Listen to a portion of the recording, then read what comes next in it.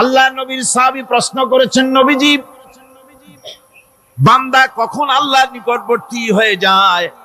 নবীজি বলেছেন, বান্দা যখন সেজদা দেয় তখন আল্লাহর বান্দার মাঝে কোনো হিজাব থাকে না, একদম আল্লাহ পাকের নিকটবর্তী হয়ে যায় বান্দা যখন সেজদায় পড়ে যায়। সুতরাং নামাজ হচ্ছে নিকটবর্তী হওয়া, সালাত এটা হচ্ছে নিকটবর্তী হওয়া।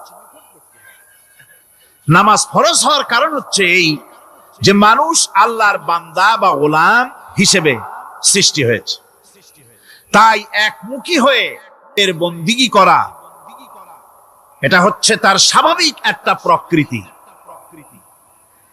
আল্লাহ রাব্বুল আলামিন এই প্রকৃতির দাবি মিটাবার জন্যই নামাজের ব্যবস্থা করেছেন। মানুষের ফিতরত, মানুষের নেচার, মানুষের ফিতরত হচ্ছে এই যে কারো না কারো কাছে মাথা নত করা, হাত জোড় করা, মাথা নত করা, সার্বভৌমত্বের মালিক কাউকে মনে করা। হাত জোড় করতে হলে, মাথা নত করতে হলে, সার্বভৌমত্বের মালিক হিসেবে কাউকে গ্রহণ করতে হলে আল্লাহর বিকল্প কেউ আছে নাকি? ইসলামের মূল দাওয়াতটা হলো ফিতরাত অনুযায়ী দাওয়াত দেওয়া হয়েছে, মানুষ যেন মাথা নত করে, গোলামি করে। এজন্য আল্লাহ রাব্বুল আলামিন বলেছেন যে আমি মানুষ এবং জিনকে সৃষ্টি করেছি, তার কারণটাই হলো মা খালাকতুল জিন্না ওয়াল ইনসা ইল্লা লিয়াবুদুন। মানুষ আর জিন জাতিকে সৃষ্টি করা হয়েছে ইবাদতের জন্য, গোলামির জন্য। ইবাদত আর গোলামি এটাই করতে হবে, গোলামি করতে হবে, দাসত্ব করতে হবে। আর এই দাসত্ব, আল্লাহর আনুগত্য, এই গোলামির দাওয়াত দিয়েছেন দুনিয়ার সব নবীরা। কোন নবী বলেন নাই যে আমার গোলামি করো। কেউ বলেছেন? বলেন জোরে, কেউ বলেছেন? আল্লাহ পাক বলেন, ওয়ালাকাদ বা'আসনা ফি কুল্লি উম্মাতির রাসূলা আন ইবুদুল্লাহা ওয়াজতানিবুত তাগুত। প্রত্যেক জাতির জন্য আমি রাসূল প্রেরণ করেছি, তারা মানুষকে দাওয়াত দিয়েছেন এই কথা বলে যে এক আল্লাহর গোলামি করো, তিনি ছাড়া কোনো ইলাহ নাই, আইন দাতা নাই, বিধান দাতা নাই, তার গোলামি, তার সামনে মাথা নত করে। নামাজ হচ্ছে তাওহীদের অবশ্যম্ভাবী এক বহির্প্রকাশ। তাওহীদের জন্য তাওহীদবাদী মানুষ যারা, তাদেরকে নামাজ আদায় করতেই হবে। আকীদা বিশ্বাসের দিক থেকে তাওহীদ যদি হয় পুরা দ্বীনের মূল উৎস, তাহলে আমলের দিক থেকে নামাজ হচ্ছে পুরা দ্বীনের মূল ভিত্তি। নামাজ হচ্ছে আমলের মূল ভিত্তি, এর বাস্তবায়ন ছাড়া দ্বীন পূর্ণ হয় না। নামাজ মুমিনের কেবলমাত্র একটি উত্তম আমলই নয়, বরং নামাজ হচ্ছে ঈমানের মূল ভিত্তি। যার কাছে নামাজ নাই তার কাছে কিছুই নাই। রাসূল করিম সাল্লাল্লাহু আলাইহি ওয়াসাল্লাম বলেছেন যে নামাজ যে ব্যক্তি পড়ে না, আল্লাহ পাকের সাথে তার কোনো সম্পর্ক বাকি থাকে না। সুতরাং এই নামাজটা হচ্ছে এই যে একমাত্র একাগ্র চিত্তে আদবের সাথে আল্লাহর সামনে রুজু হয়ে যাওয়া। কোরআনে কারীম বলছে, মুনিবিনা ইলাইহি ওয়াত্তাকুহু ওয়া আকিমুস সালাতা ওয়া লা তাকুনু মিনাল মুশরিকিন। তোমরা আল্লাহর দিকে রুজু হয়ে যাও এবং তাকে ভয় করে অন্যায় কাজ থেকে বিরত থাকো, আর নামাজ কায়েম করো, মুশরিকদের অন্তর্ভুক্ত হয়ে যেও না। নামাজ কায়েম করা, নামাজের আদেশ কোরআনে কারীমের মধ্যে আল্লাহ পাক বহু জায়গায় করেছেন। ঈমানের পর নামাজই হচ্ছে সবচেয়ে বড় জরুরি। একজন মানুষ ঈমান আনলো, যেমন কালকে একজন ঈমান এনেছে, ঈমান আনার সাথে সাথে তার প্রথম কাজ কি বলুন? বলেন, প্রথম কাজ কি? ফজরের নামাজের আগে একজন ইসলাম কবুল করলেন, তার প্রথম দায়িত্ব নামাজকে আদায় করে দেওয়া, ফজরের নামাজ পড়া। যোহরের আগে কেউ ঈমান আনলো, তার প্রথম দায়িত্ব যোহরের নামাজ আদায় করা। আসরের নামাজের আগে ঈমান এনেছে, তার প্রথম দায়িত্ব হলো আসরের নামাজ আদায় করা। তার মানে হলো ঈমান আনার পর একজন ইমানদারের প্রথম দায়িত্ব হচ্ছে নামাজ। গুরুত্বপূর্ণ বিষয়, খুব ভালো করে শুনতে হবে, ইয়াদ রাখতে হবে প্রত্যেকটি মুসলমানের। এই নামাজ কি জিনিস, কেমনে আদায় করতে হবে, আদায় না করলে কি হবে, গুরুত্বপূর্ণ এই কথাগুলি প্রত্যেকের স্মরণ রাখতে হবে। কিয়ামতের দিন মানুষ যে জাহান্নামে যাবে, জাহান্নামের জন্য, জাহান্নামে যে সব কারণে যাবে তার মধ্যে বড় কারণ কালকে বলেছিলাম, দেখি মনে আছে নাকি? বড় কারণ কয়টা? কয়টা? আলহামদুলিল্লাহ মনে আছে।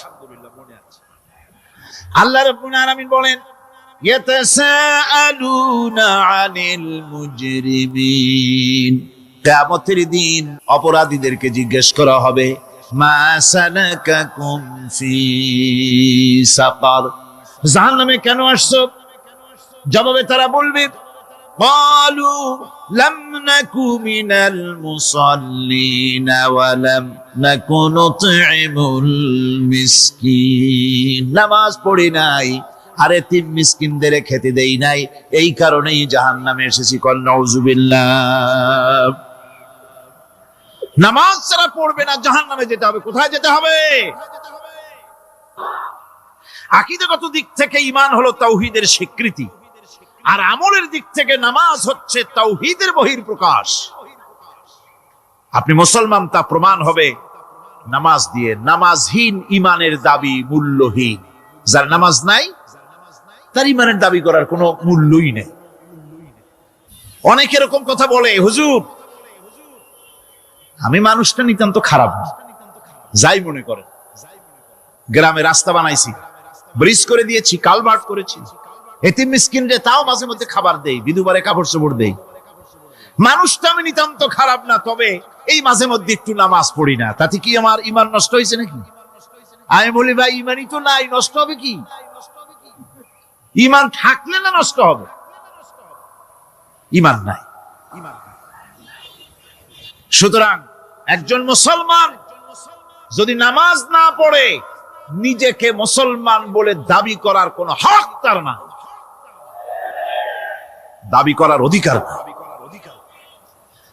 নামাজ হচ্ছে জিন্দেগি, নামাজটাই মূলত জিন্দেগি। নামাজটা কি? জিন্দেগি। আল্লাহ রাব্বুল আলামিন শিখাচ্ছেন, কুল ইন্না সালাতি ওয়া নুসুকি ওয়া মাহইয়ায়া ওয়া মামাতি লিল্লাহি রাব্বিল আলামিন। মুহাব্বতের সাথে সবাই পড়েন, কুল ইন্না সালাতি ওয়া নুসুকি ওয়া মাহইয়ায়া ওয়া মামাতি লিল্লাহি রাব্বিল আলামিন।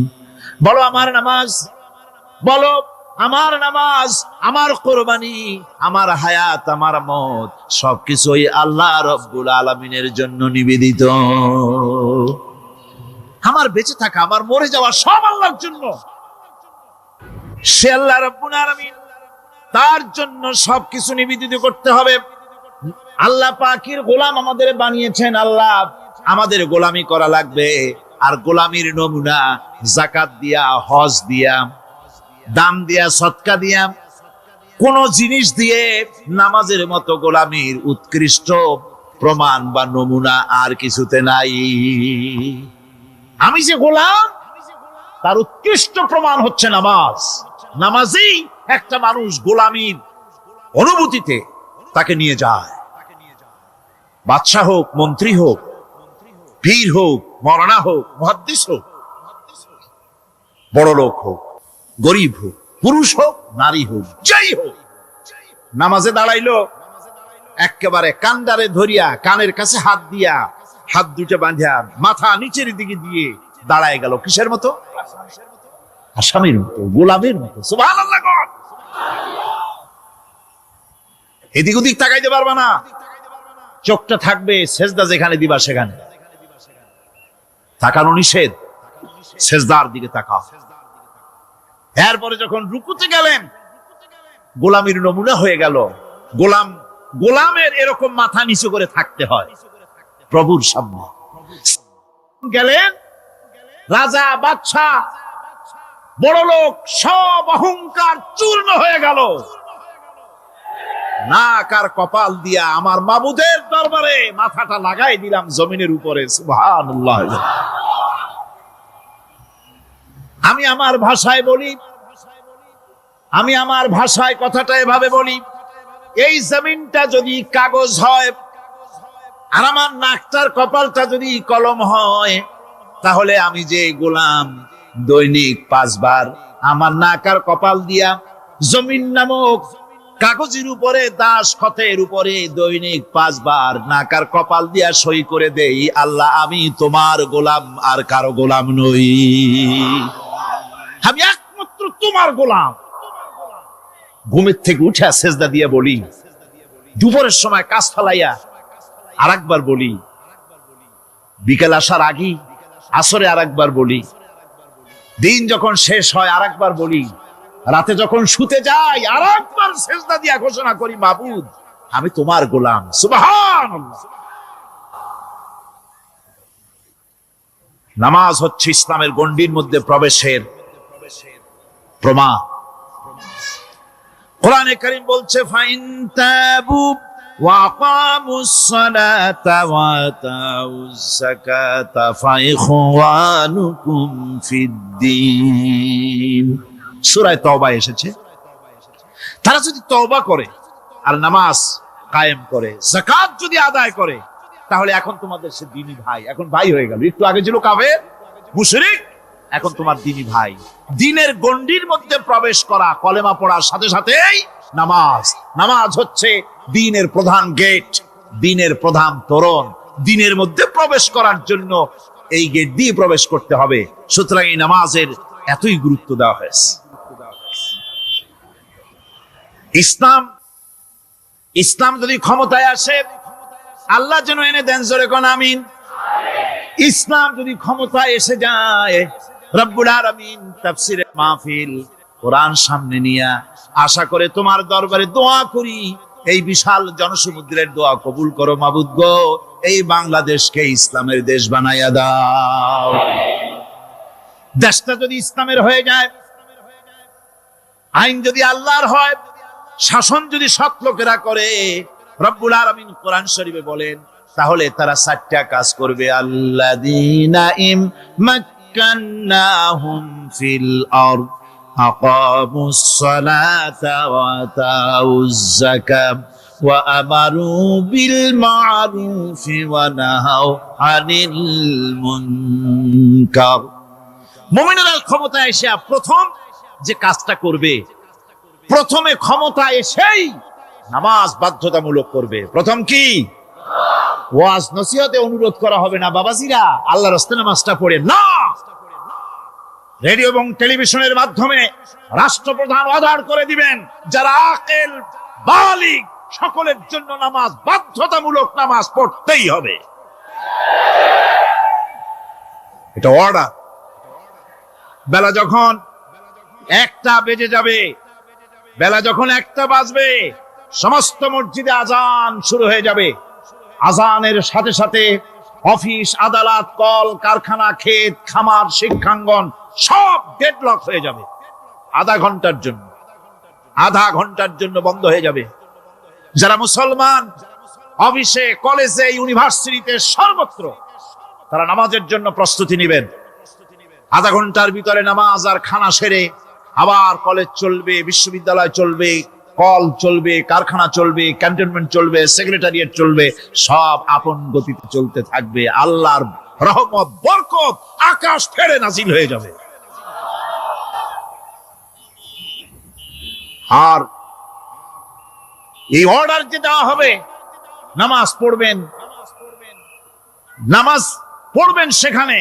থানায় যখন আজান হবে, থানায় আজান হয়ে গেছে, থানার স্টাফ, পুলিশ যারা আছে, জামাতে খাড়া হয়ে যাবে, ইমামতি করবেন ওসি সাহেব। এসপির অফিসে এসপি সাহেব ইমামতি করবেন, ডিসি সাহেব তার অফিসে ইমামতি করবেন, মন্ত্রী সেক্রেটারিয়েট ইমামতি করবেন, প্রেসিডেন্ট বঙ্গভবন ইমামতি করবেন, বিশ্ববিদ্যালয়ের ভাইস চ্যান্সেলরের ইমামতিতে সে জায়গার মুসলমান ছাত্র ছাত্রী, শিক্ষক শিক্ষয়িত্রী এক জামাতে নামাজ আদায় করবে। এই যদি হয় চিত্র দেশের, অপরাধ থাকবে? থানায় ওসি সাহেব নিজেই যদি জামাতের ইমামতি করেন, এইভাবে নামাজ আদায় করেন পুলিশদের নিয়ে জামাতে, ঘুষ আর খাবে তারা? এসপি সাহেবের অফিসে, ডিসি সাহেবের অফিসে মন্ত্রীরা যদি ভাবে নামাজ কায়েম করে, তাহলে কি অন্যায় অপরাধ কিছু থাকবে সমাজে? থাকবে না। সুতরাং নামাজ বাধ্যতামূলক করে দেওয়া হবে। নামাজ বাধ্যতামূলক, সকলকে নামাজ পড়তে হবে। নামাজ হচ্ছে অপকর্মের প্রতিবন্ধক। নামাজ পড়লে অন্যায় কাজ থেকে বাঁচার পর, অন্যায় থেকে বাঁচাই কিসে? নামাজ। আল্লাহ রাব্বুল আলামিন বলেন, উতলু মা উহিয়া ইলাইকা মিনাল কিতাবি ওয়া আকিমিস সালাম ইন্নাস সালাতা তানহা আনিল ফাহশাই ওয়াল মুনকার। হে নবী, এই কিতাব তেলাওয়াত করো, যা তোমার প্রতি অবতীর্ণ করা হয়েছে, এই কিতাব তেলাওয়াত করো আর নামাজকে প্রতিষ্ঠা করো। নিঃসন্দেহে নামাজ মানুষকে পাপাচার থেকে বাঁচাইয়া দেয়। অশ্লীলতা, পাপাচার থেকে মানুষকে বাঁচায় কে? জোরে চিল্লায় কোন কে? নামাজ। এই নামাজ মানুষকে অন্যায় কাজ থেকে বাঁচায় দেয়। নামাজ যে মানুষকে অন্যায় কাজ থেকে বাঁচায়, কেমনে বাঁচায়? আমরা যে নামাজ পড়ি, এই নামাজে তো আমাদেরকে অন্যায় কাজ থেকে বাঁচাইতে পারে না। নামাজি বহুত মানুষ আছে অন্যায় করে, করে কিনা কোন? না করে না? করে। নামাজি অথচ অন্যায় করে। আর আল্লাহ বলছেন নামাজিকে, নামাজ তাকে অশ্লীলতা থেকে ফিরায়। তাহলে কথা কাটটা ঠিক? আল্লাহটা জোরে বলেন, কাটটা ঠিক? অবশ্যই আমার আল্লাহর কথা হক। আমি ভুল করতেছি, আমি যেন কোথাও ভুল করতেছি, সামথিং ইজ রং, কোথাও যেন আমরা ভুল করে বসতেছি, সেই ভুলটা কি আমরা আবিষ্কার করতে চেষ্টা করবো ইনশাআল্লাহ। প্রথম যে কথাটা সেটা হচ্ছে যে আমরা যা নামাজে পড়ি আমরা তা বুঝি না। কথা ঠিক কিনা? আমি যদি এখন প্রশ্ন করি সামি আল্লাহু লিমান হামিদা অর্থ কি, কোন ফার্স্ট ডিভিশনে কয়েকটা লেটার নিয়ে ফেল করবেন এরকম লোক আছেন না নাই? সুবহান রাব্বিয়াল আলা অর্থ কি জানি না, সুবহান রাব্বিয়াল আযীমের অর্থ কি জানি না, দোয়া কুনুত অর্থ কি জানি না, তাশাহুদ অর্থ কি জানি না, সূরা ফাতিহার অর্থ কি জানি না। এমন কি উযুর মধ্যে কয়টা ফরজ তাও অনেকে জানে নাই। কথা কি বেশি বললাম না ঠিক বলছি? একজনে জিজ্ঞেস করলো, মিয়া উযুতে কয় ফরজ? কয় হুজুর কি মনে করেন যে বুঝি জানি না? এটা তো সাধারণ ব্যাপার, বলেন না কয় ফরজ? উযুতে তো 17 ফরজ। কি কি? কয় হাত ধোয়া, পাও ধোয়া, মুখ ধোয়া, নাক ধোয়া, চোখ ধোয়া, জিহ্বা ধোয়া, মাথা ধোয়া। বলতে বলতে গুনে দেখা গেল প্রায় 19টার মতো বলছে। বলা হলো, মিয়া বললেন আপনি উযুতে ফরজ 17টা, কইলেন আপনি 19টা। কয় হুজুর জানি আরো, বলি না আপনাদের ভয় তো। উযু জানে না, নামাজ জানে না, তাকে এই নামাজ কেমনে ফিরাবে অন্যায় কাজ থেকে? কথা বুঝতে পেরেছেন? নামাজে আল্লাহু আকবার বললাম, এরপরে সানা পড়লাম, তারপরে সূরা ফাতিহা পড়লাম। সূরা ফাতিহার ভিতরে যে সমস্ত কথাগুলি বললাম সেই কথাগুলি বুঝি না, কি বলেছি তাও জানি না। এরপরে সুবহান রাব্বিয়াল আলা বলেছি, সুবহান রাব্বিয়াল আযীম বলেছি, সামি আল্লাহু লিমান হামিদা বলেছি, অর্থ কি জানি না। আল্লাহ তা শুনতে পান, যে ব্যক্তি আল্লাহর প্রশংসা করেন তিনি তা শুনতে পান। নামাজের মধ্যে আইডিয়া দেওয়া হচ্ছে, তুমি যে আল্লাহর জন্য নামাজ পড়তেছো, প্রশংসা করতেছো, এটা এমন নয় যে আল্লাহ পাক দেখছেন না বা শুনতেছেন না। তুমি যা বলতেছো, প্রশংসা করতেছো, আল্লাহ পাক তা শুনতে পাচ্ছেন। সামি আল্লাহু লিমান হামিদা। সুবহান রাব্বিয়াল আলা, আমি মহান সর্বশ্রেষ্ঠ আল্লাহ রাব্বুল আলামিনের পবিত্রতা ঘোষণা করছি, আমি তার প্রশংসা করছি। সূরা ফাতিহার কি আমরা বলি আপনারা ব্যাখ্যা দেখে বুঝে নিয়েন, সেগুলি আমি এখানে বলে বাকি কথা সব শেষ করতে পারবো না। নামাজে কি পড়েন সেটা যদি জানতেন, অবশ্যই আল্লাহ রাব্বুল আলামিনের কথা কার্যকরী হয়ে যেত। ইন্নাস সালাতা তানহা আনিল ফাহশাই ওয়াল মুনকার। নামাজ মানুষকে পাপের কাজ, অশ্লীলতা থেকে ফিরাতে পারে। আল্লাহ ইন্না বসাইছেন, নিশ্চয়ই, বেশক, অবশ্যই নামাজ পাপ থেকে ফিরাবে। কিন্তু কেমনে ফিরাবে নামাজ তো বুঝি না, নামাজ তো বুঝি না। খালি সেজদা দেয় জনমের মতো। আর সেজদা কি? নামাজে যদি দেখে ইমাম দেরি করতেছে, আত্মাহিয়াত পড়তে দেরি হয়ে যাচ্ছে, পিছন থেকে সিগন্যাল মারে, ঠিক কিনা? বেয়াদব, বেয়াদব। তোমার নামাজ, তোমার আত্মাহিত আগে শেষ হয়েছে, তাতে কি হয়েছে? চুপ করে বসে থাকো। ইমামকে কাশি দিয়া সতর্ক করার অধিকার তোমার নাই। যদি ইমামকে সতর্ক করার জন্য কাশি দিয়ে থাকো, তোমার নামাজ ফাসেদ হয়ে যাবে। এটা ফাজলামি করার জায়গা না, এটা নামাজ। এর নাম কি? ধীরে সুস্থে নামাজ পড়তে হবে। অনেকে মসজিদটারে মনে করে জেলখানা, ঢুকতে যত দেরি, বেরোতে পারলে যেন বাসে যান ছটফট করে। সিনেমার মধ্যে গিয়ে ঘন্টার পর ঘন্টা বসে থাকে, খারাপ লাগে না? মসজিদে কেরাত যদি একটু লম্বা পড়ে, পিছনে বসে খালি কি যে করে, মনে মনে বলতে থাকে যে ইমাম এমন কাঁচা ছাড়া ছাড়ি না। আর গান যখন শোনে, শুনতেই থাকে, কত মজা, ঘুম আসে না। নাউযুবিল্লাহ। সুতরাং নামাজে কি পড়েন সেটা আপনাকে বুঝতে হবে।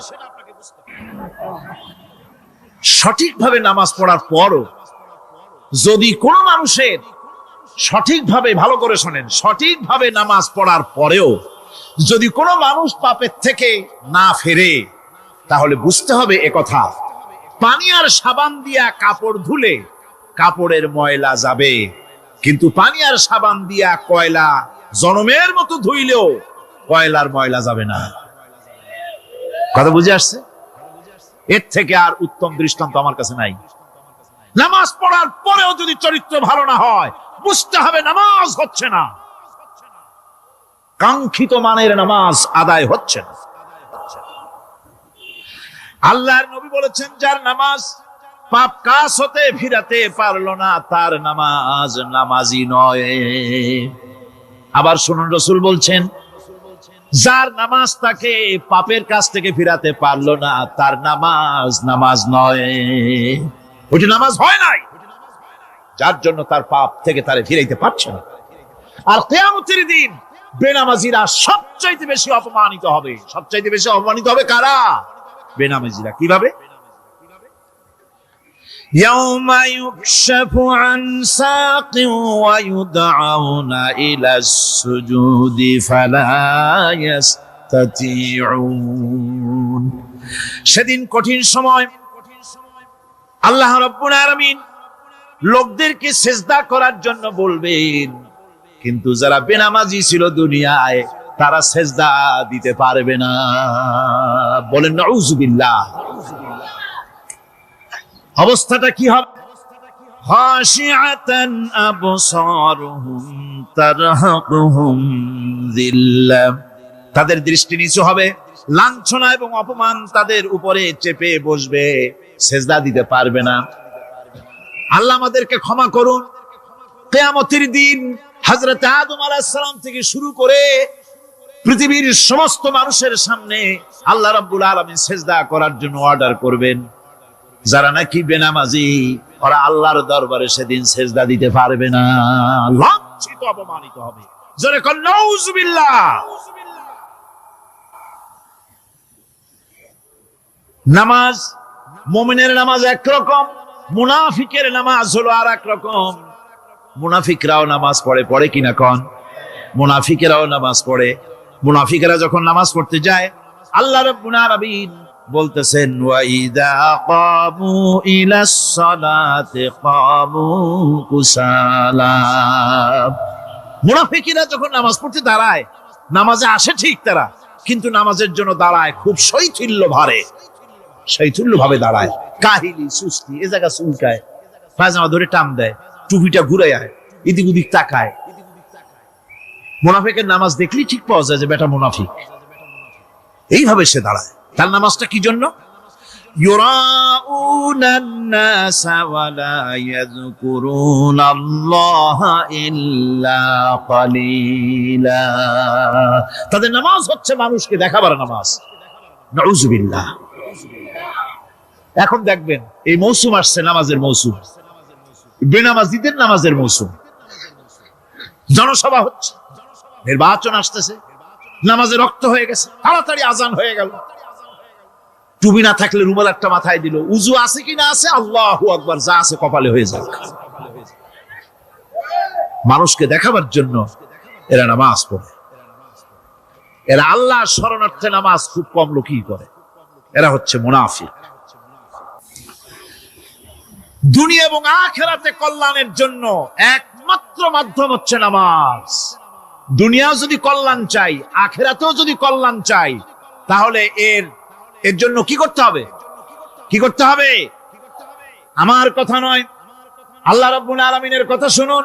রব্বুল আলামিন বলেন, ক্বাদ আফলাহাল মুমিনুন আল্লাযীনা হুম ফি সালাতিহিম খাশিউন ওয়াল্লাযীনা হুম লিয-যাকাতি ফাঈলুন ওয়াল্লাযীনা হুম লিফুরুজিহিম হাফিজুন। নিশ্চিতভাবে সেই সব মুমিন কল্যাণ লাভ করবে, নিশ্চিতভাবে। তারা হচ্ছে ওই সব লোক যারা নিজেদের নামাজ ভীতি মিশ্রিত বিনয় ভাবে, ভীতি মিশ্রিত অবস্থায় বিনয়ের সাথে যারা নামাজ আদায় করে, যারা বেহুদা কাজ থেকে বিরত থাকে, যারা যাকাতের পন্থায় কর্মতৎপর হয়, আর যারা নিজের লজ্জাস্থানকে হেফাজত করে। এরপরে আল্লাহ পাক বলেন, ওয়াল্লাযীনা হুম লিআমানাতিহিম ওয়া আহদিহিম রাউন ওয়াল্লাযীনা আলা সালাওয়াতিহিম ইউহাফিজুন ওয়াল্লাযীনা আলা সালাতিহিম হাফিজুন। আর যারা তাদের আমানতকে পূর্ণ করে, আমানত এবং তাদের ওয়াদা চুক্তি পূর্ণ করে, এবং যারা নিজেদের নামাজ সমূহকে পূর্ণভাবে হক আদায় করে নামাজ পড়ে, নামাজের যারা হেফাজত করে, এরা কারা? এরা হচ্ছে উলাইকা হুমুল ওয়ারিসুন আল্লাযীনা ইয়ারিসুনাল ফিরদাউসা হুম ফিহা খালিদুন। এরা হচ্ছে সেই সব লোক, এরা উত্তরাধিকার হচ্ছে জান্নাতের উত্তরাধিকার, জান্নাতুল ফিরদাউসে আল্লাহ রাব্বুল আলামিন এই গুণ বিশিষ্ট লোকদের জন্য জায়গা করে দিবেন। জোরে কোন সুবহানাল্লাহ। নামাজকে পড়তে বলা হয়নি, কোরআন শরীফে বলা হয়েছে নামাজ কায়েম করো। কি বলা হয়েছে কন্ত দেখি? নামাজ কায়েম করো, নামাজ পড়ো। এই কথা কিন্তু কোরআন শরীফে কোন জায়গায় আছে নাকি? এখন কায়েম করা কারে বলে?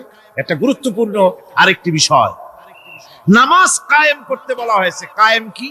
কায়েমটা হচ্ছে দৃষ্টান্ত স্বরূপ বলা যায় যে জিনিসটা সমাজে প্রতিষ্ঠিত আছে ওইটারে বলে কায়েম হওয়া, আর যেটা প্রতিষ্ঠিত নাই ওটা কায়েম নাই।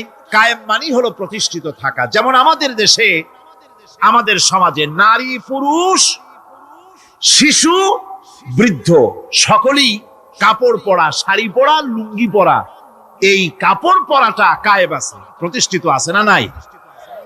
যার কারণে কাপড় পরা সমাজে কায়েম আছে বলে উলঙ্গ মানুষ সমাজে খুঁজে পাওয়া যায় না, পাগল ছাড়া। ঠিক কিনা? একটা বাচ্চাকেও যদি উলঙ্গ হতে বলেন এখানে, 5 বছর 6 বছর একটা বাচ্চাকেও, সে কিন্তু রাজি হবে না। ঠিক কিনা? যেহেতু কাপড় পরা সমাজে প্রতিষ্ঠিত আছে, সেহেতু উলঙ্গ মানুষ পাওয়া যায় না, কাপড় পরাটাই এখানে প্রতিষ্ঠিত। সুতরাং এখন অবস্থাটা এই হয়েছে, কাপড় পরা প্রতিষ্ঠিত আছে বলে কোন উলঙ্গ মানুষ এসে যদি এই মঞ্চে দাঁড়ায় আর বলে আমাকে একটু বক্তৃতা করতে দেন, আপনারা কি করবেন? মঞ্চে তো উঠতেই দিবেন না। উলঙ্গ মানুষ যদি কোনো চাকরি নিতে যায় ইন্টারভিউতে, তাকে লাইনে দাঁড়াইতে দেবে? দেবে না। এমনকি উলঙ্গ হয়ে যদি বাড়িতে প্রবেশ করে, তার বউ দূর দূর করে তাড়ায় দেবে। ঠিক কিনা? যেহেতু সমাজের ভিতরে কাপড় প্রতিষ্ঠিত আছে, সেই জন্য এই উলঙ্গ মানুষ পাওয়া যায় না। অনুরূপ ভাবে নামাজ যদি প্রতিষ্ঠিত হতো সমাজের ভিতরে, তাহলে বেনামাজি খুঁজে পাওয়া যেত না। চাকরি করতে গেলে সেখানে নামাজ মানদণ্ড হয়ে যেত, নামাজ পড়ে কিনা তা দেখে নেওয়া হতো। বেনামাজি লোক পাওয়াই যেত না যদি প্রতিষ্ঠিত থাকতো। প্রথম প্রশ্নই হতো তুমি নামাজ পড়ো কিনা। ইলেকশনে যদি একজন উলঙ্গ মানুষ এসে দাঁড়ায়, ভাইরা এবার আমার বোতল মার্কা বাক্স, উলঙ্গ মানুষ এসে ভোটে দাঁড়াইছে, আপনারা ভোট দিবেন? দিবেন। ওইটা কাপড় প্রতিষ্ঠিত আছে বলে, লুঙ্গি প্রতিষ্ঠিত সমাজে আছে বলে উলঙ্গ মানুষকে আপনি ভোট দিবেন না। নামাজ যদি প্রতিষ্ঠিত থাকতো সমাজে, বেনামাজি মানুষ যদি এসে মঞ্চে দাঁড়ায়া যতই বলতো আমি ক্ষমতায় গেলে এই করব সেই করব, নামাজ প্রতিষ্ঠিত থাকলে পরে বেনামাজিরে কেউ ভোট দিত না। নামাজ যদি প্রতিষ্ঠিত থাকতো তাহলে অফিসের অফিসার তো দূরের কথা, বেনামাজি অফিসের ঝাড়ুদারের চাকরিও তার কিসমতে জুটত না যদি নামাজ প্রতিষ্ঠিত থাকতো। এর নাম হলো নামাজ কায়েম হওয়া। নামাজ কায়েম থাকলে এই অবস্থার সৃষ্টি হতো। এই জন্য আল্লাহ পাক বলেছেন নামাজকে কায়েম করতে হবে। নামাজ হবে সব ভালো কাজের মানদণ্ড। সমস্ত ভালো কাজের মানদণ্ড কি? নামাজ। নামাজ আমাদেরকে বড় রকমের শিক্ষা দেয়। কি শিক্ষা দেয়? নামাজ আমাদের শিখায় ঐক্য আর ভ্রাতৃত্ব। ভ্রাতৃত্বের আর ঐক্যের শিক্ষা দেয়। এক নেতার আনুগত্য করা শিখায়। জামাত যত বড় হোক, ইমাম হবে কয়জন? একজন ইমাম হবে। আর এই ইমাম মানে কি? নেতা। ইমাম মানে কি? নেতা নির্বাচন শিখায় নামাজে। নেতা নির্বাচন কে শিখায়? নামাজ শিখায়। বোঝেন খুব ভালো করে। কিভাবে? মনে করুন চট্টগ্রাম শাহী মসজিদে ইমাম প্রয়োজন।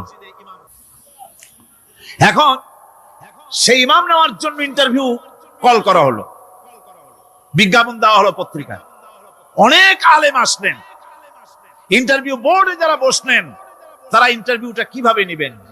যার মাথার চুল লম্বা বেশি তার ইমামতি দেওয়া হবে, যার লুঙ্গিটা পায়ের গিরার তলে তারে দেওয়া হবে, যার মোষটা মুখের মধ্যে গিয়া ঢুকছে, হাসি দিলে বুঝাই যায় না হাসে না কান্দে, তারে দিবে। দাড়িগুলা কামাইছে তারে দেবে।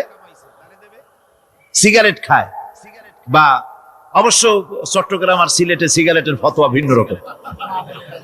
বরিশালে আমি যেখানে জন্মগ্রহণ করেছি, আমার এলাকায় কোনো আলেম যদি সিগারেট খায়, মসজিদের ইমাম তো ভালো, মসজিদ ঝাড়ু দিতেও ঢুকতে দেবে না মসজিদে। এটা এই এলাকার এক রকমের কায়দা। আমি এটার ব্যাপারে কথা নাইবা বললাম। তো আপনারা খুঁজে দেখবেন সে সিনেমা দেখে নাকি, মিথ্যা কথা বলে নাকি, বউ পর্দায় থাকে নাকি। এগুলি মাইক্রোস্কোপ যন্ত্র দিয়ে ইমামের মাথা থেকে পা পর্যন্ত দেখবেন কিনা কন? আচ্ছা এবার কন তো দেখি, এই ইমাম সাহেব ইমামতি করবে কতজন লোকের? 500, 1000। শাহী মসজিদে ধরেন 5000 লোক হইল। 5000 লোক, 5000 লোকের ইমাম নির্বাচনের সময় পা থেকে শুরু করে মাথা পর্যন্ত দেখেন, এমনকি বউ পর্যন্ত। বৌমনি আনিয়ে দেখেন না, পর্দায় থাকে কিনা এইটা আপনারা দেখেন, ঠিক কিনা? এ খবরটা নেন। 5000 লোকের একটা ইমাম বানাতে গিয়ে মাইক্রোস্কোপ যন্ত্র দিয়ে দেখেন মোষ কেমন, দাড়ি কেমন, চুল কেমন, পাও কেমন, হাত কেমন, হাতে নখ লম্বা কিনা, দাঁতে ছাতা কিনা, বউ পর্দায় থাকে কিনা, মিথ্যা কথা কয় কিনা, এত দেখেন। আর যখন নির্বাচন আসে তখন 2.5 থেকে 3 লক্ষ মানুষের জন্য একজন এমপি নির্বাচিত হয়। সেই ইমামকে বাছাই করার জন্য নামাজ পড়ে কিনা, জিনাকার কিনা, মদখোর কিনা, সুদখোর কিনা, ঘুষখোর কিনা, বদমাশ কিনা বাছাই করা হয় না। আল্লাহর নবী বলেছেন, কোন ব্যক্তির যদি 3টা কন্যা সন্তান হয়, আর ওই 3টা কন্যা সন্তানকে যদি সে আদব শিক্ষা দিতে পারে, ইসলামী তরবিয়াত দিতে পারে, আর যদি স্নেহ দিয়ে লালন পালন করতে পারে, তাহলে ওই কন্যার পিতা আর আমি মুহাম্মদ সাল্লাল্লাহু আলাইহি ওয়াসাল্লাম বেহেশতের ভিতরে পাশাপাশি অবস্থান করব। সুবহানাল্লাহ পড়ে। এ কথা কিন্তু রাসূলুল্লাহ কোথাও বলেন নাই যে কারো যদি 3টা ছেলে হয় তো আমার সাথে আর সে বেহেশতে একসাথে থাকবে, না, তা বলা হয় নাই। বলা হয়েছে কন্যার ব্যাপারে। কার ব্যাপারে বলা হলো? ভালো করে শুনুন।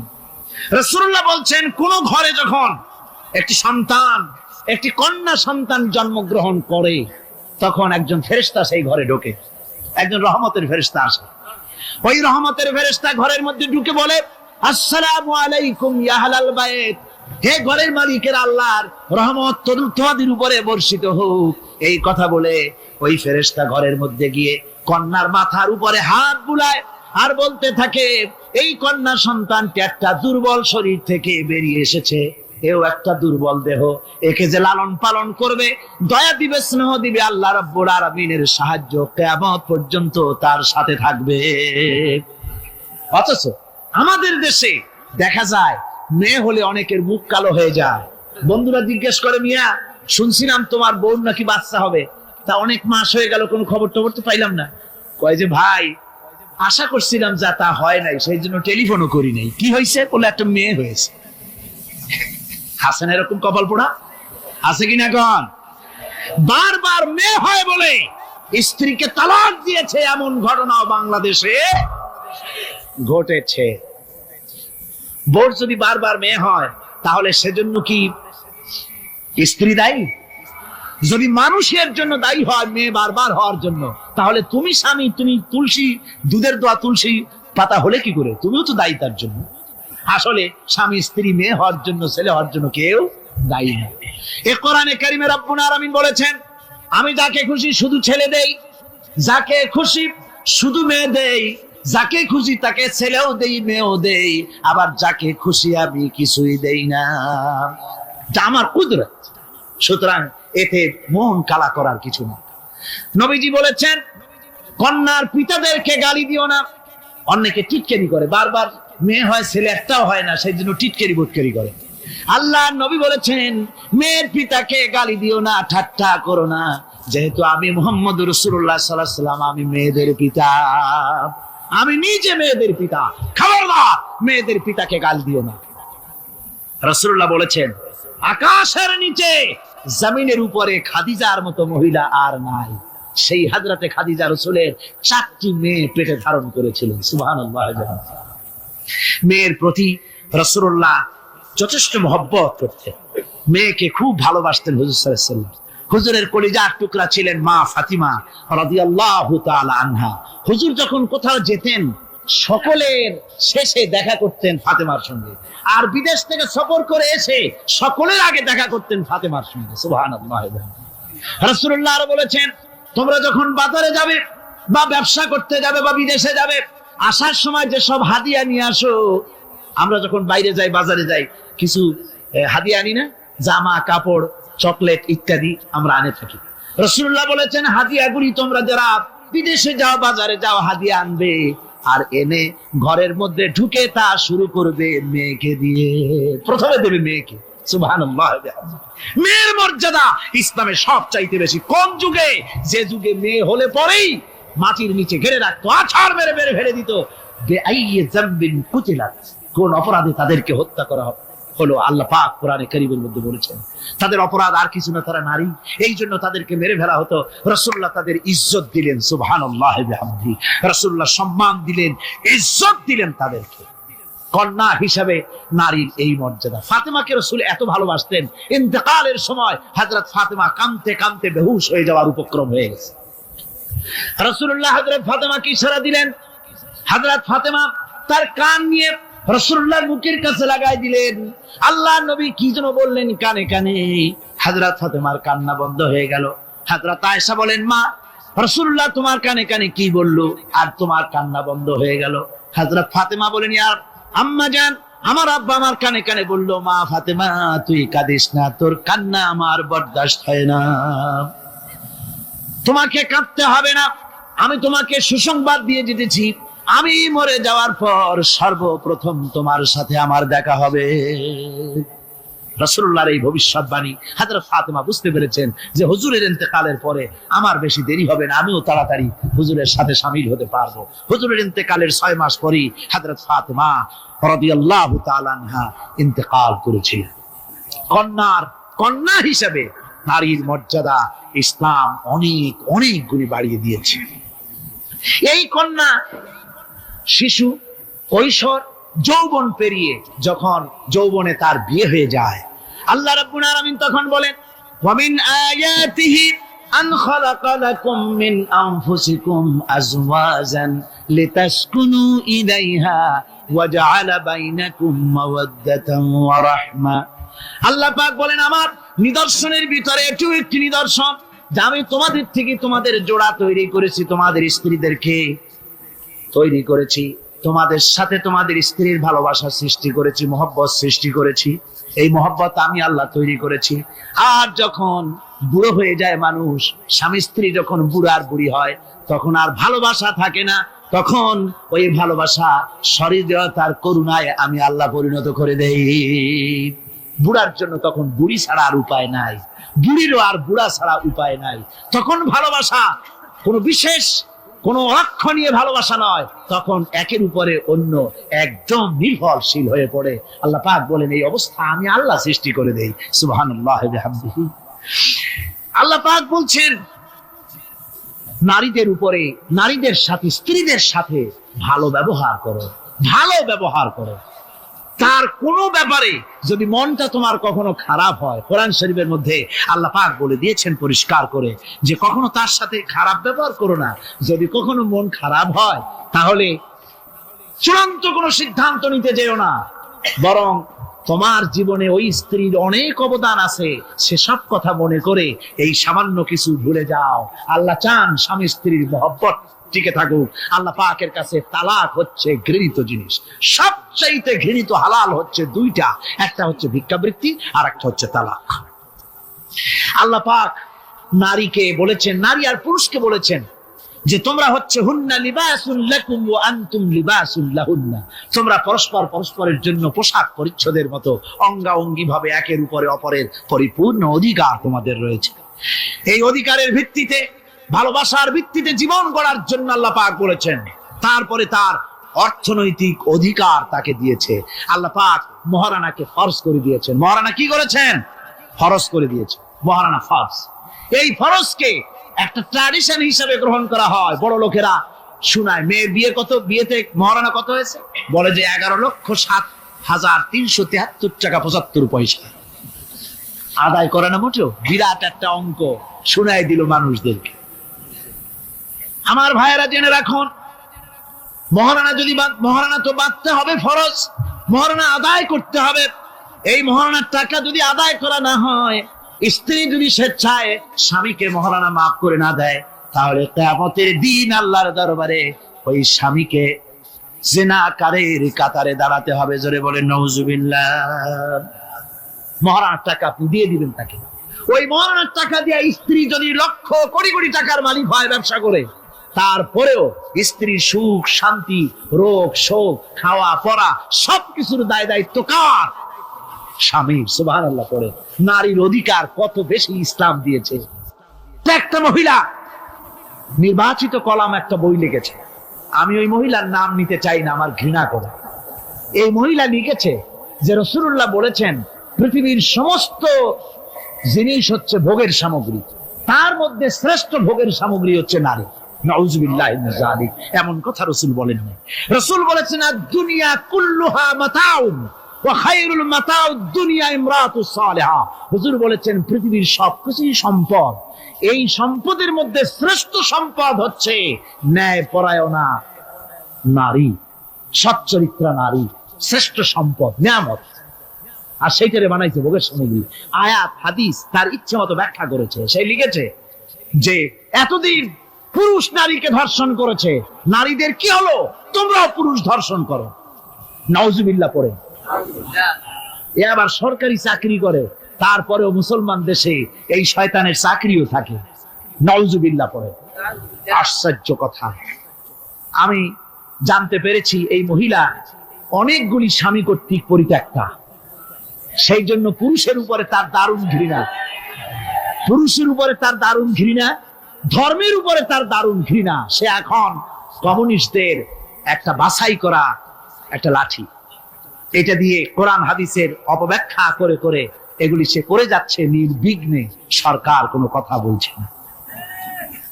সরকার যে কথা বলছে না, এর জবাব সরকারকে দিতে হবে, আল্লাহর কাছে দিতে হবে। কোনো সন্দেহ নাই। আল্লাহকে গালি দেওয়া হচ্ছে, নবীকে গালি দেওয়া হচ্ছে, রসুলকে গালি দেওয়া হচ্ছে, বেহেশতকে গালি দেওয়া হচ্ছে, অথচ সরকার একদম চুপচাপ। নাটকের মধ্যে আরবি পড়া নিষেধ করা হচ্ছে। আমি প্রথম দিন বলেছিলাম, কি জানি নাটকের নাম, বারান্দা। আচ্ছা যাই হোক, সেই নাটকের মধ্যে দেখানো হচ্ছে যে আলিফ বা তাসা পড়াচ্ছে মৌলবি একজন। হোক না, একটা হিন্দুর স্ত্রী, মুসলমান সে, কিন্তু বউ হিন্দু, সে হয়েছে নায়িকা।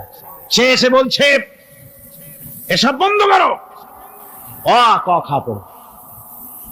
এই কথার জাস্টিফিকেশন হতো যদি ছেলেরা এ বি সি ডি পড়তে থাকতো, আর যদি বলা হতো সব বন্ধ কর, অ ক খ পড়, এর একটা যৌক্তিকতা ছিল, ঠিক না? পড়তেছে আলিফ বা তাসা, সব বন্ধ কর, তার মানে কি? আলিফ বা তাসা হলো কোরআন, এর মানে কি? কোরআন। সুতরাং টেলিভিশনের মাধ্যমে কোরআনকে বন্ধ করার চেষ্টা চালাচ্ছে ভারতের গোলামেরা।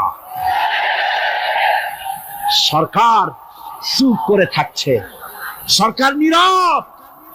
এর জবাব সরকারকে পেতে হবে, এড়াতে পারবেন। সুতরাং বলতেছিলাম, নারীর অধিকার প্রতিষ্ঠিত করেছে ইসলাম। কে করেছে? ইসলাম বলেছে মহারানার টাকা আদায় করে দাও। সেই মহারানার টাকা আদায় করা হলো না, এখন উল্টা, এখন মহারানা আদায় করে পুরুষেরা। সেটার নাম কি?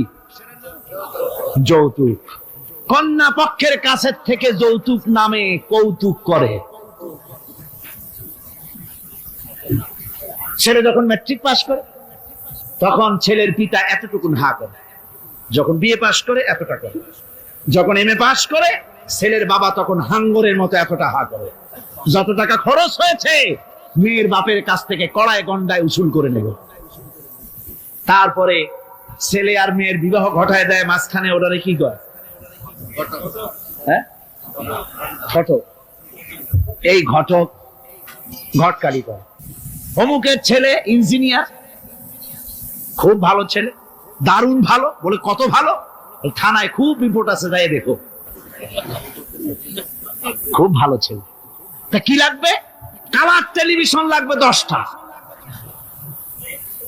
তারপরে পাজেরো জিপ লাগবে, 14 লক্ষ টাকা ক্যাশ লাগবে, আবুধাবিতে চাকরি লাগবে, ওয়াশিংটন ডিসিতে বাড়ি করে দেওয়া লাগবে। মানে মেয়ে জন্ম দিয়ে মেয়ের বাপ এমন পাপ করছে যে এটা চালাতে গিয়া ছেলের বাপের তার 14 গোষ্ঠীর স্বাদ মিটাই দিতে হবে। এমন ছোট লোক, এমনই ছোট লোক কন্যার পিতার কাছ থেকে সাইয়ে সাইয়ে আদায় করে নেয়। এর চাইতে ভিক্ষুক, এর চাইতে খয়রাতি, এর চাইতে ছোট লোক আর কেউ হতে পারে না। লজ্জা করা উচিত, শরম করা উচিত, মনে করা উচিত ওই লোক তো তার কলিজার টুকরাটাই আমাকে দিয়ে দিচ্ছে।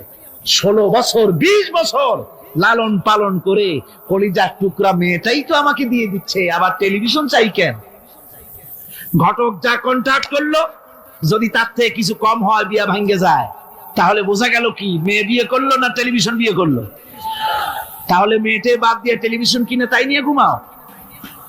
নাউজুবিল্লাহি মিন যালিক। কপাল পোড়া মুসলমান। অমুসলমান, যৌতুক মুসলমানদের জন্য দাবি করে আদায় করে নেওয়া জায়েজ নাই।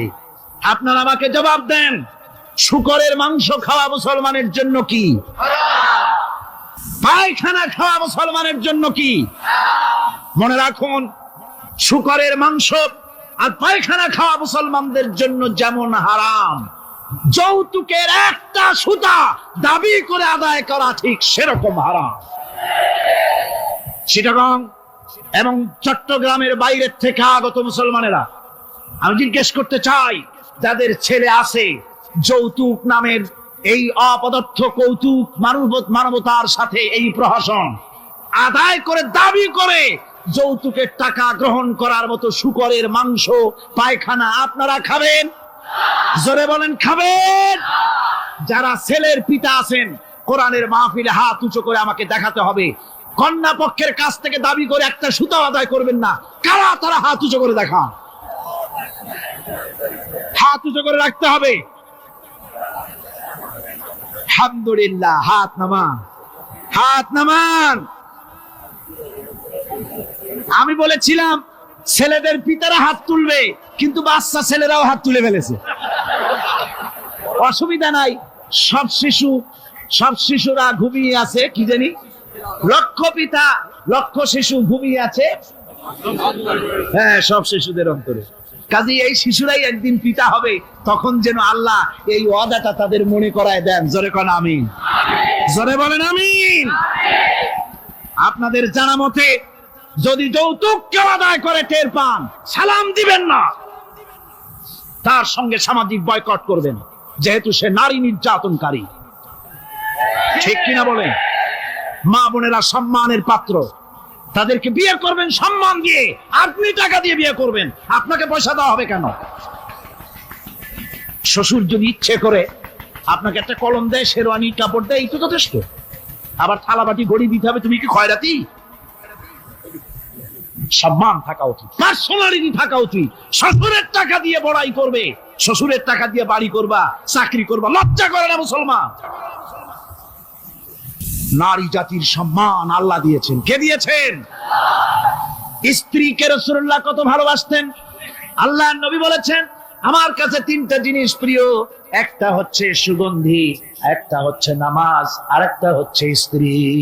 সুবহানাল্লাহ, স্ত্রী আমার কাছে প্রিয়।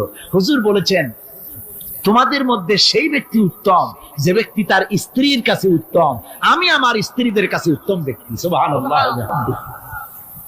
রাসূলুল্লাহ স্ত্রীকে কত ভালোবাসতেন। বিশ্বনবী রাজনৈতিক কর্মকাণ্ড চালাচ্ছেন, যুদ্ধের দামামা বাজতেছে, চতুর্দিকে কত অশান্তি, সবকিছু চলছে, স্ত্রীর হক আদায় করতে ভুলে যাননি। রাতের বেলায় হযরত আয়েশার বয়স কম, তাকে নিয়ে রাসূলুল্লাহ একটু সুযোগ পেয়েছেন, বলছেন, আয়েশা সব তো ঘুমিয়ে, চলো আমরা একটু দৌড়াই।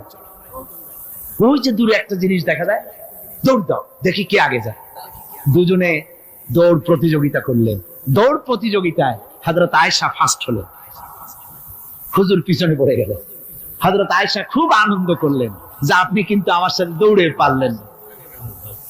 পরবর্তী কিছু কাল যাওয়ার পর হযরত আয়েশা বলেন, হুজুর আজকে আবার বললেন যে চলো আয়েশা একটু দৌড়াই। হযরত আয়েশা বলছেন যে সেদিনের তুলনায় আমার শরীর একটু, আমি মুটিয়ে গেছি, শরীরটি স্থূল হয়েছে। আমি আজকে দৌড়ালাম কিন্তু পারলাম না, রাসূল আগে চলে গেলেন। আমি হাঁপাতে হাঁপাতে যখন হুজুরের কাছে চলে গেছি, হুজুর তখন মুস্কি হেসে আমাকে বললেন, আয়েশা ওই সেই দিনের জবাব আজকে দিয়ে দিলাম। সুবহানাল্লাহ বিহামদিহি, সুবহানাল্লাহ বিহামদিহি। বিশ্ব নবী কত বড় আদর্শ বিশ্ব মানবতার জন্য। তিনি বলেছেন, আরাফাতের ময়দানে রাসূলুল্লাহ বলেছেন, তোমরা যেমন পড়বে তোমার স্ত্রীদেরকে তেমন পড়াবে, তোমরা যেমন খাবে তোমার স্ত্রীদেরকে তেমন খাওয়াবে। স্ট্যান্ডার্ড মেনটেন করবে। তুমি ভালো দামের কাপড় পরবে, স্ত্রীকে খারাপ দিবে তা নয়। অধিকার দুজনেরই সমান, স্বামী এবং স্ত্রী সমান অধিকার। কিন্তু আমরা তা বুঝতে পারি না, বুঝতে চাই না। আমরা অনেকে মনে করেছি বিয়ে যখন করছি তখন আমি তো নওয়াবজাদা নসরুল্লাহ খান, আর বউ তো কেনা দাসী না। সে কিন্তু দাসী নয়, তার মর্যাদা আছে, তার সম্মান আছে, তার সম্মান আপনাকে দিতে হবে। রাসূলুল্লাহ দিয়েছেন, আপনাকেও দিতে হবে। রান্না বান্না হতে দেরি হয়, কত গালাগালি শুনতে হয় নারীকে। আল্লাহর নবীর স্ত্রী হযরত আয়েশা বলেছেন, আল্লাহর নবী কাজ করে, মানুষের সঙ্গে কথা বলে, রাষ্ট্রীয় দায়িত্ব পালন করে ঘরের ভিতরে এসে যখন দেখেছেন রান্না হতে দেরি আছে, রাসূলুল্লাহ বিরক্ত হন নাই, ভ্রু কুঞ্চিত করেন নাই, চোখ মোটা করেন নাই, আমাকে কোনো কথা শোনান নাই, বরং আমার কাছে বসে রান্নায় আমাকে সহযোগিতা করেছেন। সুবহানাল্লাহ বিহামদিহি। এই হলো আল্লাহর রাসূল, এই হলো বিশ্ব নবী। স্ত্রীর সঙ্গে কি মহব্বত! সুবহানাল্লাহ বিহামদিহি। হুজুর মহব্বত করতেন স্ত্রীদেরকে। রাসূলুল্লাহর ঘরে দৌলত ছিল না, কিন্তু মহব্বত দিয়ে ভরা ছিল ঘরটা। হুজুরের ঘরে ফ্রিজ নাই, এসি নাই, হুজুরের ঘরে কার্পেট নাই, হুজুরের ঘরের মধ্যে জাজির নাই, তোশক নাই, বড় বড় কম্বল নাই, আরামের কোন জিনিস নাই, মডার্ন ইকুইপমেন্টস কিচ্ছু নাই, দৌলত নাই, কিন্তু মহব্বত দিয়ে ঘরটা ভরা। হযরত আয়েশা বলেছেন, আমি পানি পান করে যখন আমি পানি পান করে গ্লাস রেখে দিতাম, আল্লাহ নবী তখন গ্লাসের সেই জায়গায় ঠোঁট লাগাতেন যেখানে আমি ঠোঁট লাগাইয়া পানি পান করেছি।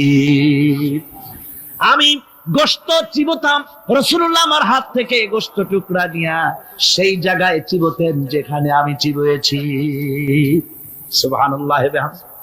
আমার ভাইয়েরা, রাসূল তার স্ত্রীদেরকে মহব্বত করতেন, স্ত্রীরাও রাসূলকে মহব্বত করতেন দারুণ ভাবে। একবার হযরত আয়েশা সিদ্দিকা রাদিয়াল্লাহু তাআলা আনহা হুজুরকে গোসল করাতে ছিলেন, মাথার উপরে পানি ঢালতেছেন, হুজুর একটা চোখের উপরে বা একটা তক্তার উপরে বসে আছেন। গোসলের পানির ভিতরে রাসূলুল্লাহ দেখতে পেলেন রক্তের মতো কি যেন প্রবাহিত হয়ে যাচ্ছে। হুজুর জিজ্ঞেস করেন, আয়েশা রে, পানির ভিতরে রক্তের মতো কি দেখা যায়? হযরত আয়েশা বলেন, হুজুর আপনি যখন বসেছিলেন অসতর্ক মুহূর্তে তক্তার নিচে আমার একটা আঙ্গুল পড়েছিল, পায়ে আঙ্গুলটা ফেটে বোধহয় রক্ত বেরোতেছে। রাসূলুল্লাহ তাড়াতাড়ি করে উঠলেন আর ওই আঙ্গুলকে ব্যান্ডেজ করে দিলেন। রাসূলুল্লাহ বললেন, আয়েশা রে, আঙ্গুল ফেটে গেছে, একটু আহাহু পর্যন্ত করলে না, এতক্ষণ তুমি কষ্ট করলে কেন? হযরত আয়েশা বলেন, ইয়া রাসূলুল্লাহ, ওটা তো একটা পায়ের আঙ্গুল। আয়েশার কলিজাটা ফেটে যদি রক্ত বেরোতো রাসূলুল্লাহকে উঠতে বলতে আমি পারতাম না। কি মহব্বত রাসূলের সাথে। হযরত আয়েশা বলেন, হুজুর সাল্লাল্লাহু আলাইহি ওয়াসাল্লাম স্ত্রীদেরকে এত ভালোবাসতেন, আমাদের ঘরে গোশত টোস্ত তেমন রান্না বান্না খুব কম হতো। গোশত রান্না হবে কি, মাসের পর মাস চলে গেছে রাসূলের বাড়িতে, হুজুর স্ত্রীরা বলেছেন আমাদের ঘরে চুলে আগুন জ্বলে নাই, একটু শুকনা রুটি, একটু শুকনা খেজুর আর একটু পানি খেয়ে আমাদের জীবন চলেছে, এরকমের অবস্থা হয়েছে। তারপরে এই অবস্থা চলেছে, এর মধ্যে যদি কখনো একটু গোশত আসছে, হুজুর যখন ছাগল টাগল ইত্যাদি ছাগল দুম্বা জবাহ করেছেন, এই দুম্বার গোশত নিয়ে ছাগলের গোশত নিয়ে রাসূলুল্লাহ নিজে বেরোতেন। হযরত খাদিজার বান্ধবী কোথায় আছে খুঁজে ওই বান্ধবীর কাছে গোশত পৌঁছে দিয়ে আসতে। হযরত আয়েশা বলেন, একদিন আমার ঘুম ভেঙে গেল, দেখি হুজুর আমার কাছে নাই, গেলেন কোথায়?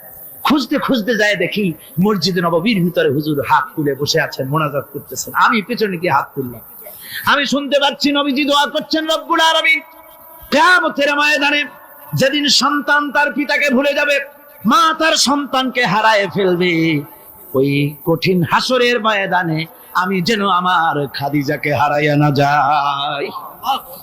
মুনাজাতের শেষে হযরত আয়েশা বলেন, ইয়া রাসূলুল্লাহ, খাদিজার কথা আপনার এত কেন বারবার মনে পড়ে? একটা বুড়িরে বিয়ে করেছিলেন 25 বছর বয়সের সময়, 40 বছর বুড়ি, তার কথা কেন এত মহব্বত আপনার মনে পড়ে? তার থেকে যুবতী মেয়ে, সুন্দরী মেয়েকে আপনার স্ত্রী হিসেবে আপনি পান নাই। হুজুর বলেন, আয়েশা রে, খাদিজার সম্পর্কে এমন কথা তুমি আর বলো না, তোমরা সবাই আমার সুখের দিনের স্ত্রী, আর খাদিজা আমার এমন সময় স্ত্রী ছিল যখন মক্কায় আমার আশ্রয় ছিল না, তামাম মক্কা নগরীতে আমার আশ্রয় ছিল না। খাদিজার সঞ্চিত সমস্ত ধনরাশি ইসলাম কবুল করার পর দুহাতে খাদিজা বিতরণ করে দিয়েছে। হযরত আয়েশা বলেন, হুজুর আমার গোস্তাকি মাফ করে দেন, আমি আর এরকম বলবো না, তবে খাদিজার সম্পর্কে আমার কিছু একটু শোনান। হুজুর বলেন, আয়েশা রে শোনো, গভীর রাত, যত রাত হোক না কেন, ইসলামের দাওয়াত দিয়ে দিয়ে গভীর রাত্রে আমি যখন বাসায় ফিরেছি, ঘরে এসেছি, দরজায় একটা মাত্র ডাক দিয়েছি, খাদিজা, অমনি দরজা খুলে গেছে। আমি জিজ্ঞেস করেছি, খাদিজা রে, যত রাত্রে আসলাম, যতবার আসলাম, একটা ডাকের বেশি লাগলো না, তুমি কি ঘুমাও না? হযরতে খাদিজা বলেছেন, ইয়া রাসূলুল্লাহ, আমার মনের ভিতরে ভয় থাকে, আল্লাহ রাসূল দ্বীনের খেদমতে বাইরে আছেন, আমি যদি আরামে বিছানায় ঘুমায় থাকি আর নবীজি দরজার কাছে দাঁড়ায় আমারে ডাকাডাকি করবেন, উঠতে যদি দেরি হয়ে যায় নবীজির সঙ্গে বেয়াদবি হয়ে যাবে, এই মনে করে আপনি না আসা পর্যন্ত দরজার সাথে পিঠ লাগাই আমি দাঁড়াইয়া দাঁড়াইয়া ঘুমাই। আমার ভাইরা, হযরতে খাদিজার ইজ্জত স্বয়ং আল্লাহ দিয়েছেন। কে দিয়েছেন? হাদিস শরীফে এসেছে, রাসূলুল্লাহ জাবালে নূরে বসা, গারে হেরার ভিতরে বসা, হযরতে জিবরাইল রাসূলুল্লাহর সঙ্গে কথা বলতেছেন। একটু পরে হযরতে জিবরাইল বলেন, ইয়া রাসূলুল্লাহ, আমি আর এখানে বসবো না, আমি এখন চলছি, আমি দেখতে পাচ্ছি খাদিজা আসতেছে আপনার জন্য খাবার নিয়ে। খাদিজা যখন আপনার কাছে পৌঁছে যাবে, আপনি খাদিজাকে শুনায় দিবেন, আল্লাহ রাব্বুল আলামিন খাদিজাকে সালাম জানাইছে। সুবহানাল্লাহ। রাসূলুল্লাহর কাছে হযরতে খাদিজা যখন আসলেন, হুজুর বললেন, খাদিজা, আজকে তোমার জন্য দারুণ সুখবর। বলে কি? বলে আল্লাহ পাক জিবরাইল কেবল উঠে গেল আমার কাছ থেকে, জিবরাইল বলে গেল আল্লাহ তোমাকে সালাম বলেছেন। হযরত খাদিজা কেঁদে ফেললেন, বললেন ইয়া রাসূলুল্লাহ, আমার নারী জন্ম সার্থক, আল্লাহ আমাকে সালাম বলেছেন, এর জবাব কেমনে দিতে হয় হুজুর? আমি তো জানি না, আপনি আমার পক্ষ থেকে আল্লাহর সালাম কিভাবে দেওয়া লাগে আপনি দিয়ে দিন, আমি তো বুঝি না কেমনে আল্লাহর সালামের জবাব দেব। হুজুর বললেন খাদিজা, শুধু আল্লাহ নয়, জিবরাইলও তোমাকে সালাম বলে গেছে। হযরতে খাদিজা বললেন, হযরত জিবরাইলকে আমার সালামের জবাবটা ওয়ালাইকুমুস সালাম বলে দিই। হযরত খাদিজার এই মর্যাদা ছিল। আমার ভাইরা, রাসূল পাক সাল্লাল্লাহু আলাইহি ওয়াসাল্লাম এভাবে মহব্বত করেছেন স্ত্রীদেরকে। সুতরাং স্বামী স্ত্রীর মহব্বত আল্লাহর জান্নাতি নিয়ামত। কি নিয়ামত? যে ঘরের মধ্যে স্বামী স্ত্রীর মধ্যে মিল মহব্বত আছে এটা বেহেশতের মতো, আর যেখানে মিল মহব্বত নাই এটা জাহান্নামের মতো। ঠিক কি? সুতরাং মহব্বত করুন, বেশি বেশি স্যাক্রিফাইস করুন, বেশি বেশি স্যাক্রিফাইস। নারীদের ব্যাপারে বলা হয়েছে, পুরুষকে বলা হয়েছে অধিকার আদায় করো, সব ব্যাপারে সমান অধিকার। কিন্তু নারীকে একটা ব্যাপারে বলা হয়েছে, নারী শোনো, পুরুষের মর্যাদা তোমার চাইতে আল্লাহ রাব্বুল আলামিন বেশি দিয়েছেন। আর রিজালু কাওয়ামুনা আলান নিসা, নারীদের উপরে পুরুষের প্রাধান্য আল্লাহ পাক দান করেছেন। একজন সাহাবী বলেছিলেন, ইয়া রাসূলুল্লাহ, জংলি উট দেখলাম আপনার পায়ের উপরে সিজদায় পড়ে গেল, আপনি যদি আমাদেরকে অনুমতি দিতেন না আপনাকে আমরা সিজদা করতাম। আল্লাহর নবী বললেন, মানুষ মানুষকে সিজদা করা এ পারমিশন যদি আমি দিতাম তাহলে দুনিয়ার সমস্ত স্ত্রীদেরকে বলতাম তারা যেন তাদের স্বামীকে সিজদা দেয়। স্বামীর মর্যাদা এখানে বেশি। সুতরাং অধিকার সমান, কোনো সন্দেহ নাই, কিন্তু স্বামীর একটা আলাদা মর্যাদা আছে, সেই সম্মানও তাকে দিতে হবে। এরপরে এই সমান অধিকারের ভিত্তিতে স্বামী স্ত্রী চলতে থাকে, মাঝখানে আল্লাহ পাক তাদেরকে সন্তান দান করেন। আল্লাহ তাদেরকে, নারীকে লেখাপড়ার অধিকার দিয়েছেন, ইসলাম তাকে লেখাপড়ার অধিকার দিয়েছে, শিক্ষার অধিকার দিয়েছে। হযরত আয়েশা সিদ্দিকা রাদিয়াল্লাহু তাআলা আনহা শিক্ষয়িত্রী ছিলেন, হাফেজা ছিলেন, হাদিসের হাফেজা ছিলেন, কোরআনের হাফেজা ছিলেন, হাজার হাজার সাহাবায়ে কিরামদের তিনি ওস্তাদ ছিলেন। সুবহানাল্লাহ। নারীদের ব্যাপারে অধিকাংশ মাসালা হযরত আয়েশা সিদ্দিকা রাদিয়াল্লাহু তাআলা আনহার অবদান। সুবহানাল্লাহ। নারী যুদ্ধ করেছে, যুদ্ধের ময়দানে নারীর অধিকার আছে। নারী চাকরি করতে পারবে, নারী ব্যবসা করতে পারবে, নারী লেখাপড়া করতে পারবে, নারী সেনাবাহিনীতে যেতে পারবে, নারী সব করতে পারবে, কিন্তু পর্দার মাধ্যমে। কিসের মাধ্যমে? স্বামী এবং পুরুষ এবং স্ত্রী, পুরুষ এবং নারী মাঝখানে একটা পর্দা থাকতে হবে। সে কথা একটু পরে বলছি। এবার এই বধূ কিছুদিন পর মা হয়ে গেল। কি হয়ে গেল? মা হয়ে গেল। মা যখন হয়ে গেল, মর্যাদা আরো এক ধাপ বেড়ে গেল। আল্লাহ রাব্বুল আলামিন মায়ের মর্যাদা বেশি করে দিলেন। আল্লাহ পাক কোরআনে কারীমের মধ্যে বলেন, ওয়াসাইনাল ইনসানা বিওয়ালিদাইহি ইহসানা হামালাতুহু উম্মুহু কুরহাম ওয়া ওয়াদাআতুহু কুরহাম ওয়া হামলুহু ওয়া ফিসালুহু 30 শাহরা। আমি পৃথিবীর সমস্ত মানুষকে উপদেশ দিয়েছি, তোমরা তোমাদের মায়ের প্রতি সম্মান করো, ইহসান করো। তোমার মা তোমাকে গর্ভধারণ করেছে অত্যন্ত কষ্টের সাথে, আর ডেলিভারিও করেছে কষ্টের সাথে। খবরদার মায়ের সাথে বেয়াদবি করো না। কে বলেছেন? আল্লাহ পাক বলেছেন, মায়ের ইহসান করো। আল্লাহ রাব্বুল আলামিন মা বাবার জন্য দোয়া করতে বললেন। আল্লাহ পাক বলেন, মা বাবার সামনে যেন কখনো মাথায় ঝাঁকি দিয়া চোখটা মোটা করে মা বাবার সঙ্গে কথা বলো না। ওয়াকুল লাহুমা কাওলান কারীমা। মা বাবার সঙ্গে যখন কথা বলবে সম্মান সূচক কথা বলবে। আর মা বাবার জন্য আমার কাছে দোয়া কর। কে শিখায়? আল্লাহ। কে শিখান? আল্লাহ বলছেন, বান্দারে তোর মা বাবার জন্য আমার কাছে দোয়া করবি। রব্বিরহামহুমা কামা রাব্বায়ানি সগীরা। জোরে সোরে পড়েন, রব্বিরহামহুমা কামা রাব্বায়ানি সগীরা। আয় আল্লাহ, আমার মা বাপ যেমন আমাকে স্নেহ করে লালন পালন করেছে আমার ছোটবেলায়, তুমি আমার মা বাপকে তোমার রহমতের কোলে লালন পালন করো। কে শিখায়? আল্লাহ পাক শিখিয়ে দিচ্ছেন। আমার ভাইরা, ইয়েমেন থেকে একজন লোক এসেছে। হাদিস, ইয়েমেন থেকে একজন লোক এসেছে হুজুরের সামনে, তার বুড়ি মা সাথে। বলছে, হুজুর, এই অচল বুড়ি মা হাঁটতে পারে না, চলতে পারে না, এই আমার মা। এরে ঘাড়ে করিয়া আমি ওকুফে আরাফা করেছি, একে নিয়ে মিনা মুজদালিফা করেছি, রমি করেছি, একে নিয়ে আমি সাফা মারওয়া সাই করেছি। এই মাকে ঘাড়ে করে আমি আল্লাহর ঘর তাওয়াফ করেছি, হজের সব কাজ মায়ের ঘাড়ে করে করছি। আল্লাহর নবী, আমি কি আমার মায়ের হক আদায় করতে পেরেছি? হুজুর বললেন, না, আদায় হয়নি, মায়ের হক আদায় হয় নাই। অর্থাৎ বুকের চামড়া দিয়ে মায়ের পায়ের যদি স্যান্ডেল তৈরি করে দেওয়া হয়, এক ফোঁটা দুধের হক আদায় হবে না। সেই মায়ের সঙ্গে নাফরমানি হচ্ছে, বেয়াদবি হচ্ছে, বউয়ের কথার মতো মায়ের সাথে দুর্ব্যবহার করা হচ্ছে। আমার দেশেগুলি হচ্ছে না? হচ্ছে। মা কোথায় পড়ে আছে কোনো খোঁজ নাই, খবর নাই। তার জন্য কোনো ভালো খাবার ব্যবস্থা, কাপড় চোপড় নাই। বন্ধুদের জন্য সব আছে, মায়ের জন্য নাই, বাপের জন্য নাই। মা তো বুড়ি হয়ে গেছে, এখন আর মা নাই। বাপ তো বুড়ো হয়ে গেছে, কামাই করতে পারে না, এখন আর বাপ নাই, এখন হয়ে গেছে বুড়ো। আর মা হয়েছে বুড়ি। আর আব্বা হয়েছে, যার মেয়ে বিয়ে করেছে শ্বশুর এখন আব্বা, আর শাশুড়ি হয়েছে আম্মা। মা আর বাপ বাসি হয়ে গেছে, বাপ পড়ে গেছে। আমার বন্ধুগণ, শুনে রাখুন, আল্লাহর নবী বলেছেন, তিনজনের দোয়া আল্লাহর কাছে অব্যর্থভাবে কবুল হয়ে যায়। মুস্তাজাবুদ দাওয়াত তিনজন।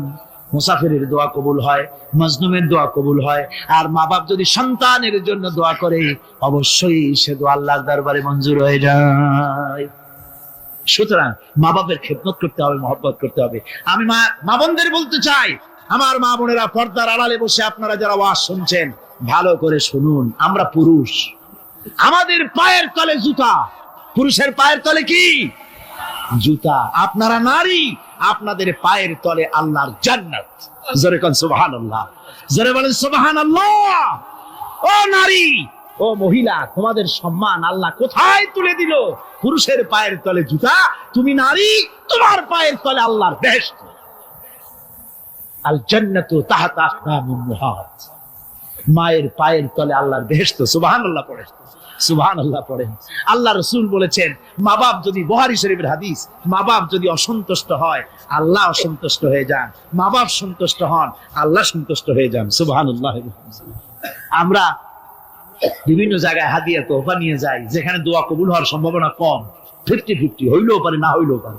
সেইখানে পয়সা পাতি, হাদিয়া তোহফা, নজর নিয়াজ নিয়ে যাই। আর যেখানে 100% সিউরিটি আছে, সেখানে হাদিয়া তোহফা দেই না। মা বাপকে হাদিয়া তোহফা দেয়। মা বাপের পায়ের উপরে চুমা খান, কিসমত পাল্টে যাবে, তকদীর পাল্টে যাবে। মা বাপকে ভালোবাসুন। সুতরাং মায়ের মহব্বত, মাকে আল্লাহ পাক এভাবে মহব্বত, তাকে সম্মান দিয়েছেন। নারী কন্যা হিসেবে, বধূ হিসেবে, মাতা হিসেবে তার মর্যাদা সবচেয়ে বেশি। এরপরে বলবো পর্দার কথা। আমার মা বোনেরা, আল্লাহ রাব্বুল আলামিন মহিলাদেরকে বলেছেন, পুরুষদেরকে বলেছেন, কুল্লিল মুমিনিনা ইয়াগুদ্দু মিন আবসারিহিম। ও নবী, মোমেন পুরুষদেরকে বলে দেন, তারা যেন তাদের চক্ষুকে পরনারী থেকে নিম্নগামী রাখে। আর মহিলাদেরকে বলা হয়েছে, কুল্লিল মুমিনাতি ইয়াগুদুনা মিন আবসারিহিন্না। ও মুমিনা মহিলারা, তোমরা যেন তোমাদের চক্ষুকে পর পুরুষ থেকে যেন নিম্নগামী রাখো।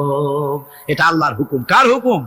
আল্লাহর হুকুম। পর্দায় থাকতে আল্লাহ বলেছেন। আল্লাহ পাক বলেছেন, ওয়াকারনা ফি বুয়ুতিকুন্না ওয়ালা তাবাররাজনা তাবাররুজাল জাহিলিয়াতিল উলা। খবরদার, তোমরা জাহালাতের যুগের মতো ঠাক ঠমক নিয়ে চলাফেরা করো না। তোমরা মানুষকে তোমাদের সৌন্দর্য বিকশিত করে দেখায়ও না। কোরআনে কারীমে সূরা নূরে বলা হয়েছে, প্রত্যেকটি বয়সপ্রাপ্ত নারী এমন একটা চাদর পরবে, যে চাদর পরলে তার মাথা, তার গলা, তার বুকটা ঢেকে যাবে। এরকম একটা চাদর পরা ইসলাম কি করেছে? ফরজ করে দিয়েছে। আল্লাহ পাক ফরজ করেছেন। কি করেছেন? ফরজ করে দিয়েছেন। মা বোনেরা, আপনারা মেহেরবানি করে এমন একটা চাদর পরবেন। আজকাল ওড়না আছে ঠিকই, কিন্তু ওড়না যে অর্থে ব্যবহার করতে বলা হয়েছে ওই অর্থে নাই। এখন ওড়না মেয়েরা অনেক ক্ষেত্রে মাফলারের মতো গলায় ঝুলাই রাখে, গামছার মতো ঝুলাই রাখে।